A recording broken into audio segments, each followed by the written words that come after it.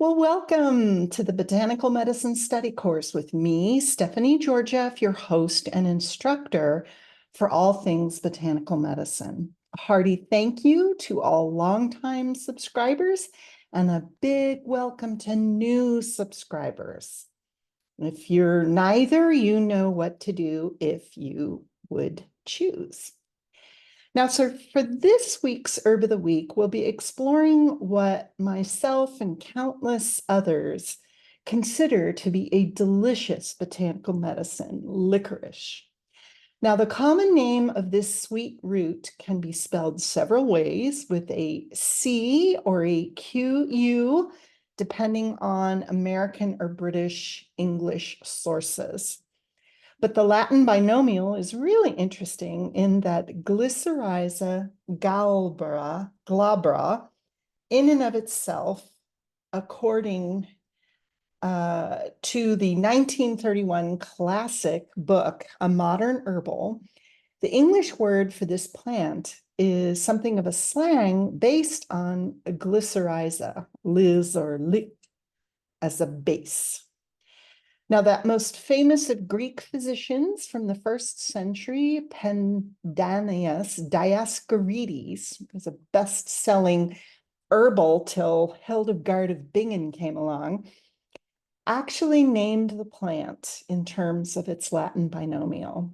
And its Latin binomial, green, glucose for sweet, and rhiza, which means root. So we can see that the Latin binomial comes from the quality of the plant, the part that was used for all sorts of delicious and healing things. Now, as I said before, in English, licorice, it can be spelled with either a C or a QU. And it is the common name, licorice, is a common name of Glycyrrhiza glabra. And it's a flowering plant. It's quite pretty, I think, of the bean family. And so for those of you who really are paying attention to all the families that we talk about, or you know a lot about the plant world, you can see why this is part of the bean family, or Fabaceae. And the root, which is the medicinal part, is a sweet, aromatic, and healing. And there's substances that get extracted from that. Now, the licorice plant is an herbaceous perennial legume, and it's native to West Asia, North Africa, and Southern Europe. Licorice is used as a flavoring in confectionery. It's also added to tobacco, beverages, and pharmaceuticals. And it also has a long history in many different healing traditions as a medicinal plant. And as I said before, the word licorice, glycyrrhiza, the Latin binomial, is derived from the Greek gluc, and which means, and rhiza, which means root. So it literally means sweet root. Now we'll be exploring the Chinese glycyrrhiza, which is Glycyrrhiza uralensis, later in this video.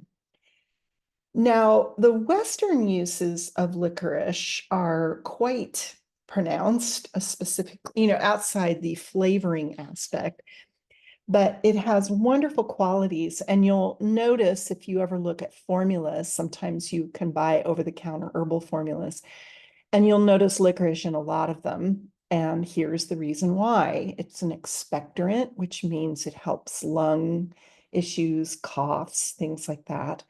And it's a demulcent, and particularly for internal organs. Which means I was called demulcent's hand cream for epithelial tissues. It also has anti-inflammatory properties. It's got laxative properties. It's an anti-hepatotoxic, which means it helps the liver.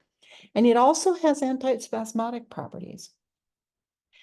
So it really does have an affinity for the respiratory system and also the digestive system. So you'll see it in any type of liver issues, such as healing from hepatitis, not to prevent, but to heal. It's usually in some sort of cough and cold remedies, chest remedies, and it's really useful because of its demulcent property in ulcer remedies, so ulcer formulas. Now, you need to be careful with licorice because it can stimulate the adrenal glands and the formation of cortisol, which is a stress hormone. And I don't know any really relaxed people that have stomach ulcers. So you don't want to be stimulating adrenal glands in people with ulcers. So you can buy deglycerized, which means it takes the substance out of licorice that stimulates the adrenal glands.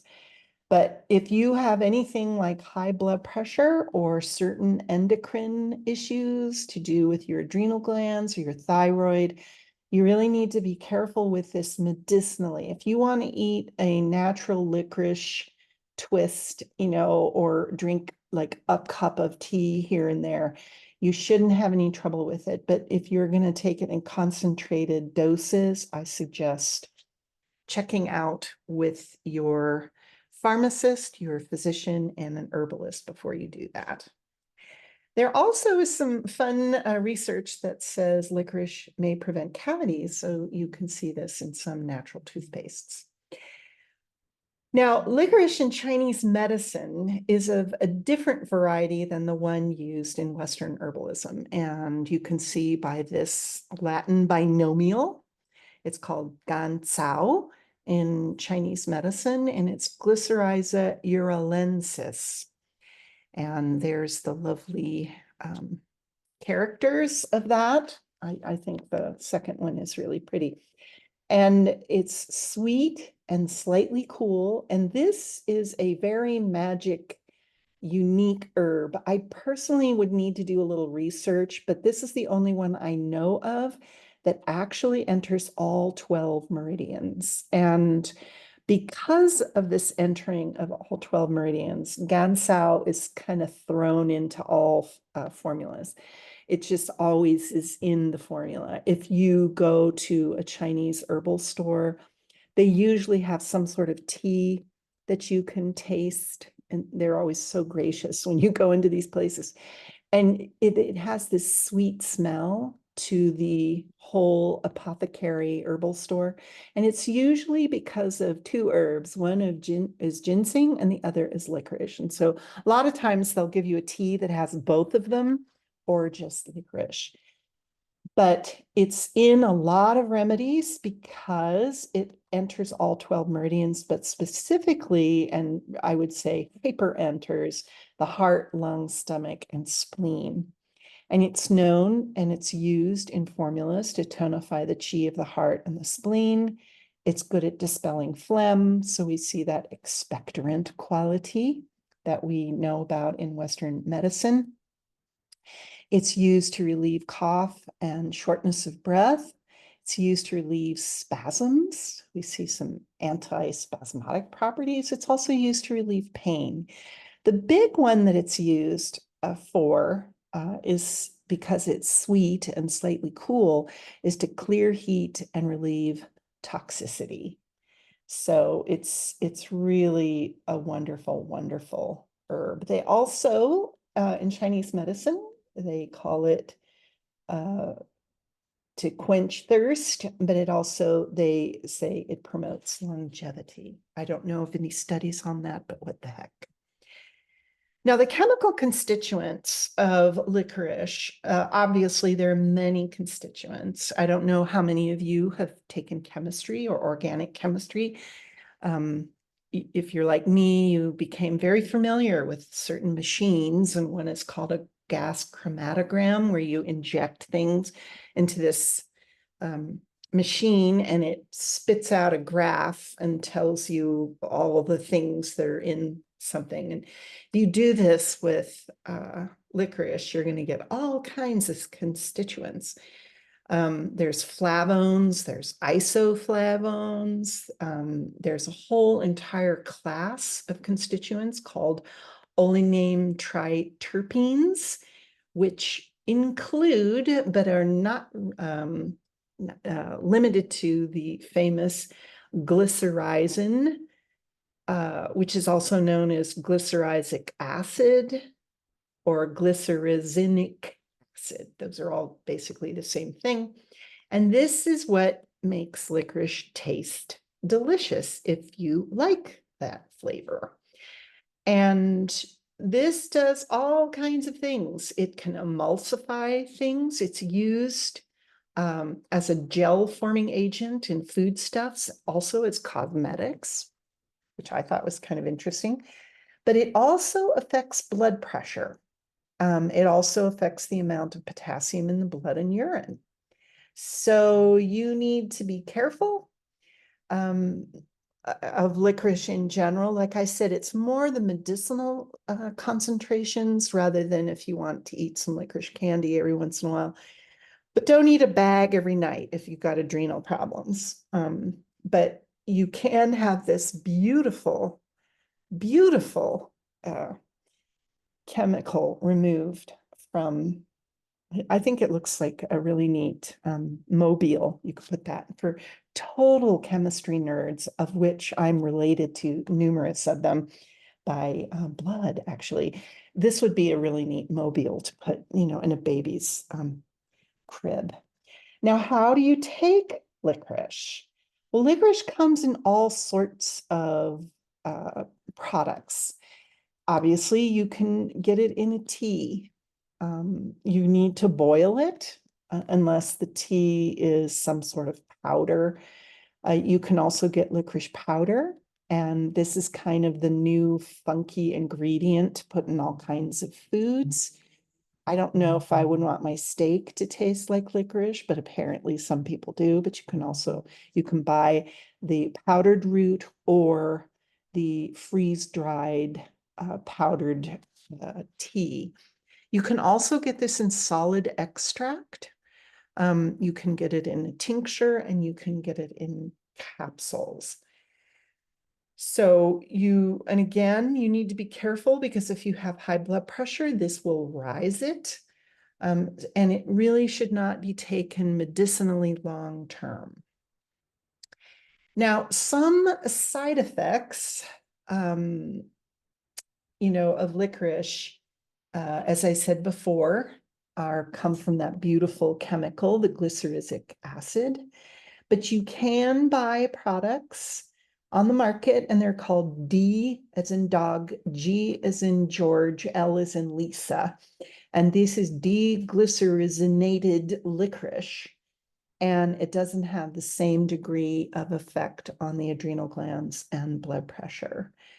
It's also not a good idea to take a lot of licorice during pregnancy because there have been some instances of premature birth and health problems in the child. So you might want to just avoid that.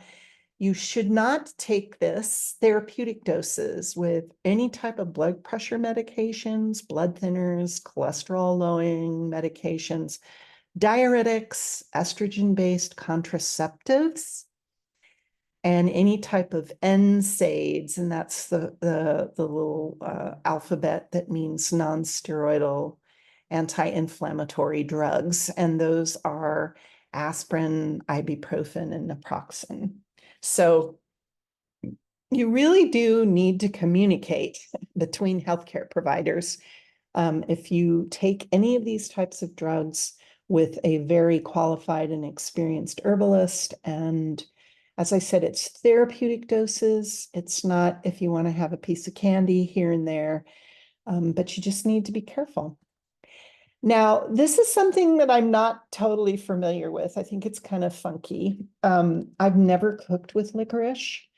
I like licorice. I don't love licorice. I'll eat licorice here and there, but most of the licorice candies that you buy, unless they're natural, are actually anise. It's the anise plant that makes it taste licoricey-y. And if you look up any type of recipe for homemade licorice candy, it basically comes with one of the ingredients in the recipe is for anise extract, which I think is funny. But there are many ways to incorporate licorice in both sweet and savory dishes. I've never tried this, but I'm here to provide information. And I have a couple of links in the program notes on how to cook with various types of products, ranging from teas to roots, where you just throw roots in the crock pot with your spare ribs or something, and also using powders. And there's a whole book on how to cook with licorice, which, I mean, if you're really into that, good for you. My dear sweet mom loved licorice. We always gave her our licorice candy at Halloween because, I mean, like I said, I like it, but I can live without it. Now, also in the program notes, there's a link for the oldest licorice factory in Italy. And this is a really fun video to watch. I don't know, it's about 10 minutes long and it makes me want to eat licorice. And as I said before, just know that much of the licorice's candy on the market is actually anise flavored black colored confections. So just read your labels. So if you have super high blood pressure and you're on contraceptives and you want licorice candy, go for it. But just read the label. Now, growing licorice, I just think this is a really pretty plant. When you go to acupuncture school and you go through your herbal course, you learn to identify the herbs as they're prepared and ready. And so whenever I went to student clinic, because it's really cheap to get acupuncture when you're in acupuncture school, because you let students experiment on you. And I always took herbs because I was told, which I tell my own patients, if you really want to have effective acupuncture, you really need to take herbs along with your acupuncture because the acupuncture actually helps make, the herbs actually make acupuncture much more effective.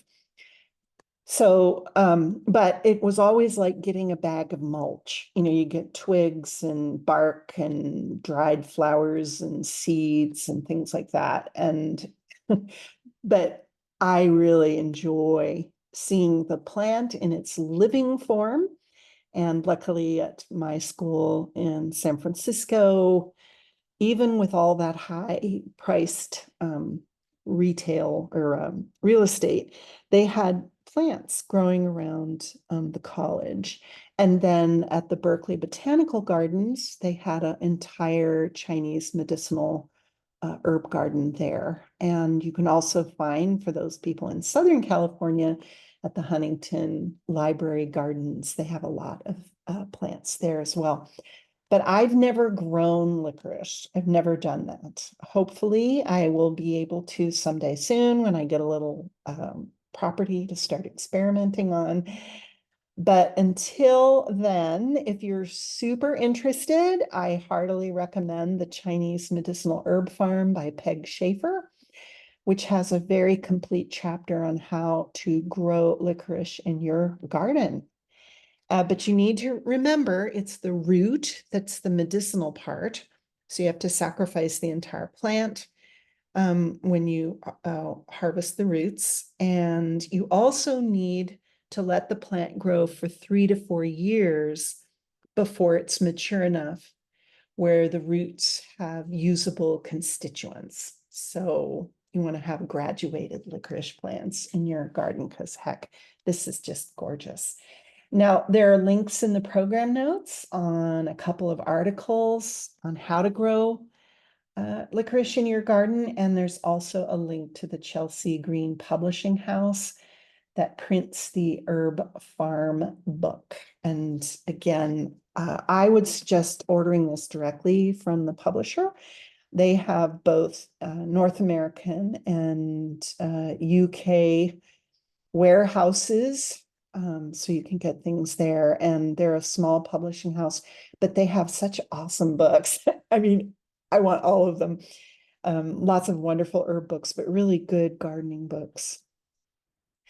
So, however you want to explore this incredible, beautiful plant whose roots are sweet and delicious and healing, I hope you can explore the many ways that licorice can help facilitate your health and beautify your garden. This is Stephanie Giorgio saying thank you so much for spending your valuable time with me. Make sure to check out the links in the program notes. There's lots of them here, and they're really fun to explore. And until next time, be well.